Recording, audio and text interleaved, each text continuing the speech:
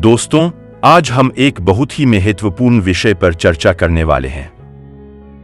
यह वीडियो हर किसी के लिए अत्यंत आवश्यक है। इसे गौर से सुनना चाहिए और वीडियो में बताए गए निर्देशों को अपने जीवन में उतारना चाहिए। इस वीडियो का प्रभाव लाखों लोगों की सोच को बदलने वाला है। आपको केवल इसे पूरा सुनना है और ध्यानपूर्वक सुनना है। वीडियो का विषय है कि पाप करने वाले लोगों को देखकर भगवान खामोश क्यों बैठे रहते हैं। हम अक्सर सुनते हैं कि लोग कहते हैं, यह व्यक्ति बहुत ही अच्छा था, भगवान ने इसके साथ अन्याय किया।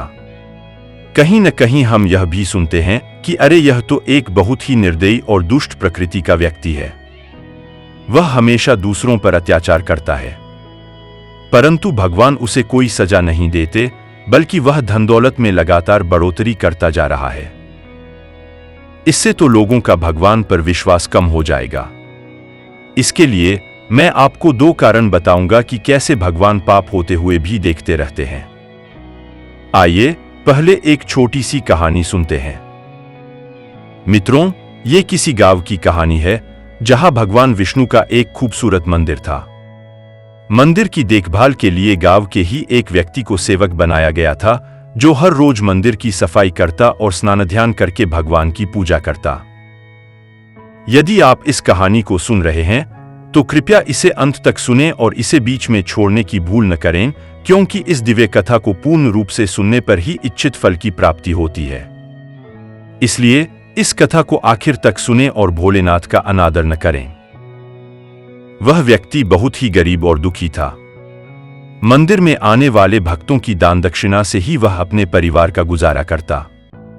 मंदिर में काम करते करते वह अक्सर अपनी निजी समस्याएं भगवान के सामने रखता।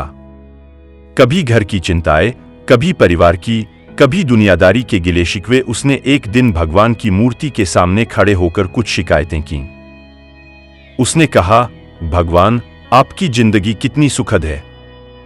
आप तो बस मंदिर में आराम से खड़े रहते हैं और लोगों की प्रार्थनाएं सुनते हैं। कोई आपको लड्डू का भोग लगाता है, कोई प्रसाद चढ़ाता है, विभिन्न प्रकार के मिष्ठान और व्यंजन भी आपको खड़े खड़े मिलते रहते हैं। आपका जीवन कितना आरामदायक है और मेरा जीवन कितना कष्टमय है। छोटी सी जिंदगी में अनगिनत मुसीबतें और परेशानियां हैं। मैं दिन भर मेहनत करता हूं ताकि अपने परिवार को 2 वक्त की रोटी उपलब्ध करा सकूं। वहीं दूसरी ओर कुछ लोग हैं जो रात भर गलत कामों में लिप्त रहते हैं और फिर भी आराम की जिंदगी जीते हैं। काश मेरा जीवन भी इतना सरल होता तो कितना अच्छा होता।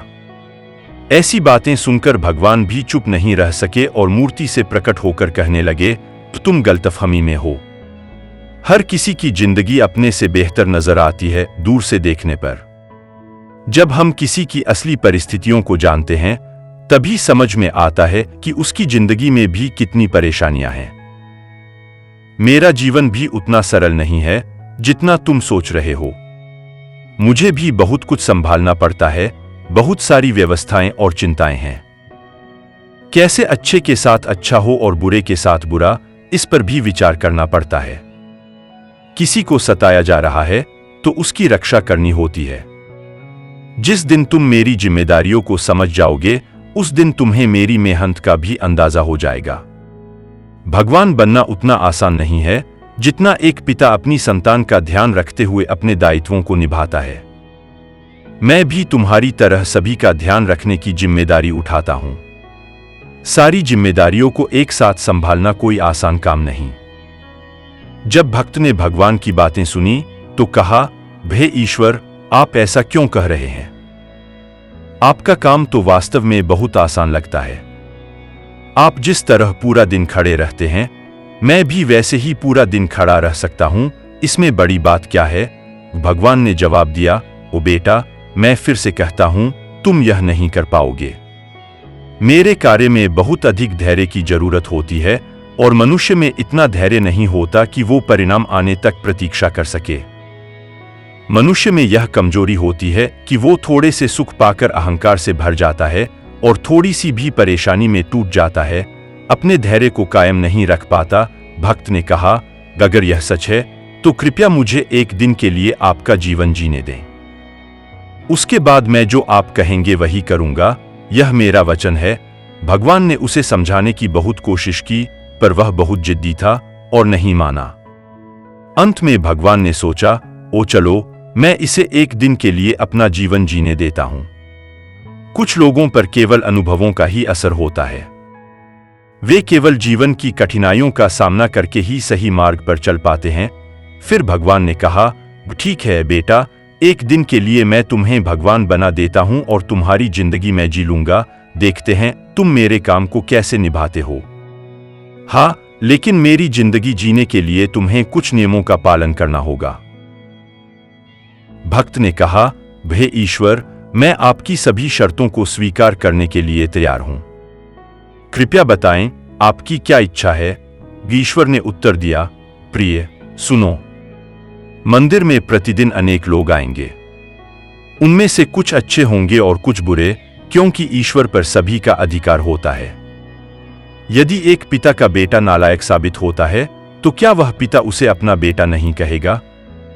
इसी प्रकार अच्छे और बुरे दोनों ही लोग मेरे बच्चे हैं, पर मैं उन्हें उनके कर्मों के आधार पर ही फल देता हूं। ईश्वर ने कहा, ओ बेटे, जब तुम मेरे स्थान पर खड़े होगे तो तुम्हें तारीफ और निंदा दोनों ही सुननी पड़ेंगी। तुम्हें चुपचाप उन्हें सहन करना होगा, धैर्य के साथ उनकी बातों को सुनना होगा और उनके कर्मों को देखना होगा। तुम्हें किसी भी परिस्थिति में कुछ नहीं कहना है।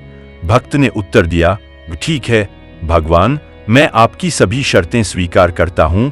और इस प्रकार ईश्वर ने भक्त को एक दिन के लिए उनकी जगह लेने दी। जब एक धनी व्यक्ति मंदिर में प्रार्थना करने आया और उसका बटुआ गिर पड़ा, तो भक्त ने यह सब देखा। उसने देखा कि सेठ का पर्स यहीं पर छूट गया है। वह सोचने लगा कि क्यों न सेठ को आवाज देकर उसे बता दूं कि उसका पैसों से भरा पर्स यहां रह गया है। लेकिन तभी उसे याद आया कि भगवान ने कहा है कि चाहे कुछ भी हो जाए, मुझे कुछ नहीं बोलना है, बस देखते रहना है।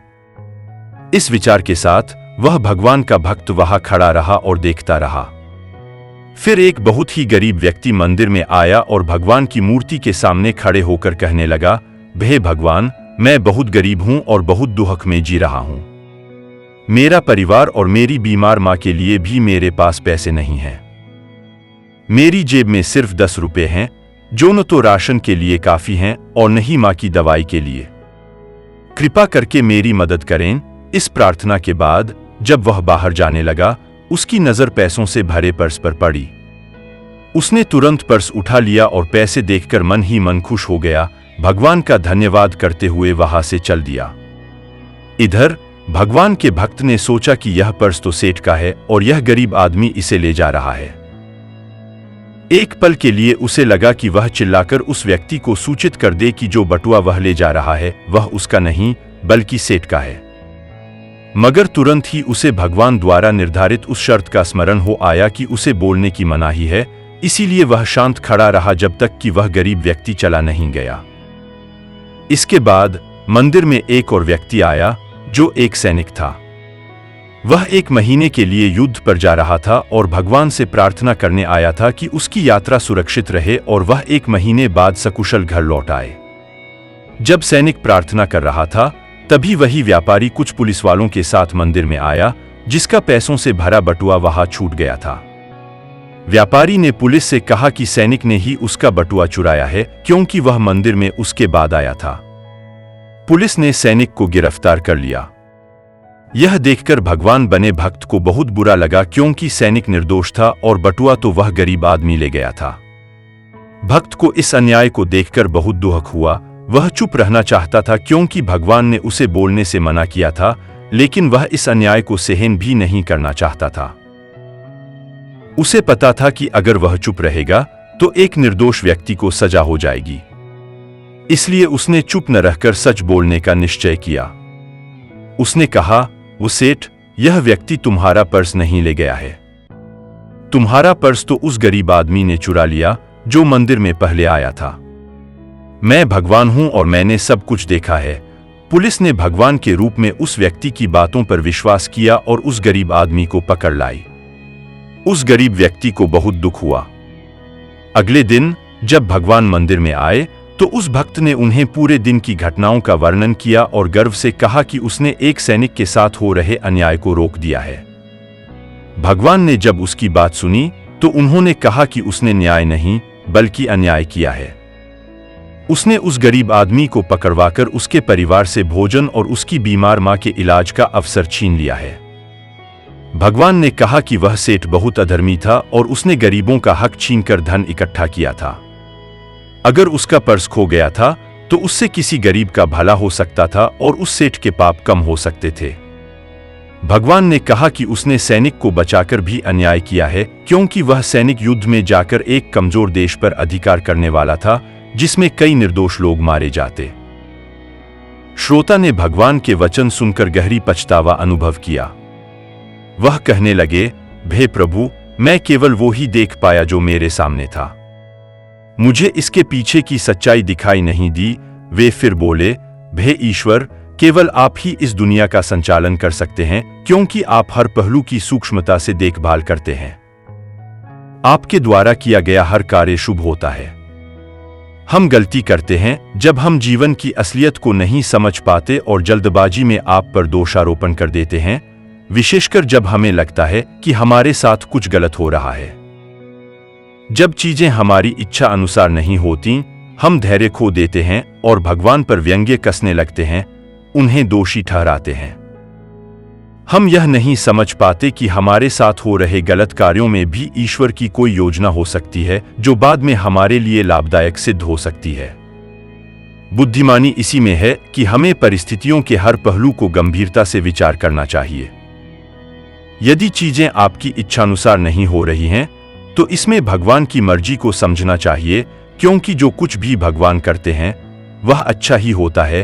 अब वे दो कारणों की बात करते हैं जिनके कारण भगवान पाप होते देखकर भी चुप रहते हैं।